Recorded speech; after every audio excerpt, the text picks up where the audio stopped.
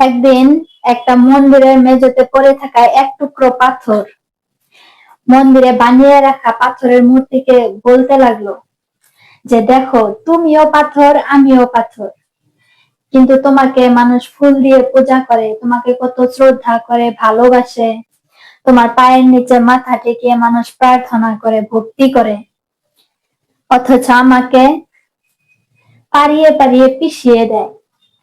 কথাটা শুনে উত্তরে মূর্তি বলতে লাগলো, হ্যাঁ, তুমি দেখতেছো আমাকে মানুষ পূজা করতেছে, আমাকে ভালোবাসতেছে, ফুল দিতেছে, তুমি এতটুকুই দেখতেছো, কিন্তু আমাকে যেদিন পাথর থেকে লোহার হাতুড়ি দিয়ে বাড়িয়ে বাড়িয়ে, লোহার যন্ত্র দিয়ে খুশিয়ে খুশিয়ে আমাকে মূর্তি বানানো হয়েছিল, সেই দিনকার কষ্ট মুখের ভাষায় বলার মতো না।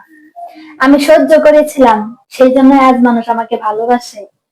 ঠিক তেমনি আমরা যতদিন মানুষের অন্যায় অবিচার মুখ বুজে চুপচাপ সহ্য করব, ততদিনই মানুষ আমাদেরকে ভালোবাসবে।